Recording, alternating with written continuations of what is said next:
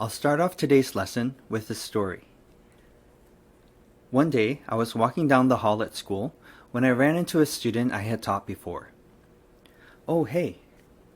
"Oh, nice to meet you," he said. Let's pause here for a second. One common misconception is that the meanings of 만나다 and meet are the same and therefore interchangeable. While they can have the same meaning in many situations, there are some small differences that can cause misunderstandings. In English, meet very often has the meaning of meeting someone for the first time. For example, if I said, "My parents met in Paris," it means the first time they ever met was in Paris. Maybe they were both traveling separately around Paris, and they first met while eating at the same cafe, many years ago. This is also clear in the expression, "nice to meet you." We only use this expression when we meet someone for the first time.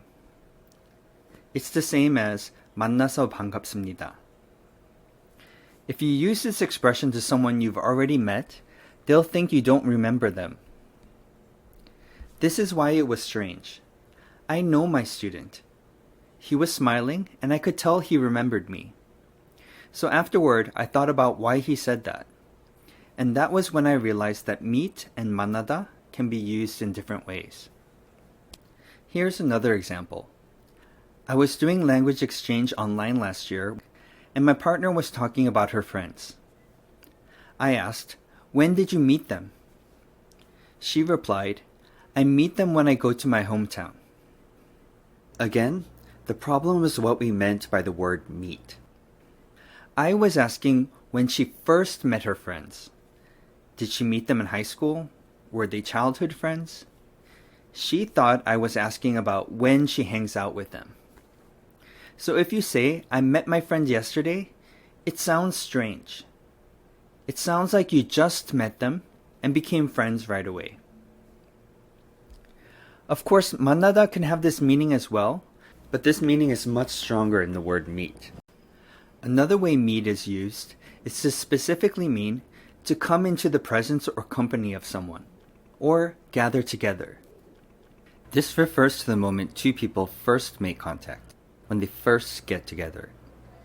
As in the first point, the feeling of first is important, but here it's not the beginning of the relationship, it's the beginning of spending time together. As a result, it's common to use it when you're scheduling something or making plans. For example, if you're making plans with your friend, you can say, "Let's meet tomorrow in front of the subway station." After you meet your friend at the subway station, you're not meeting anymore. You have already met. This use of meet overlaps with 만나다. So what about this area? What about after you've met? This is one way 만나다 has a broader meaning than meet. 만나다 can also refer to the whole experience. Let's go back to the example sentence from the first part. Here, 만나다 does not refer to the first time meeting someone or the first moment of gathering together. It refers to the whole experience of spending time together. That is why it sounds strange to use meet. So what can you use instead? Well, in Korean, 만나다 and 보다 can be used in similar ways, right? You can use 보다 for the whole experience as well as the moment of gathering together. In English, you can also sometimes use meet and see in a similar way.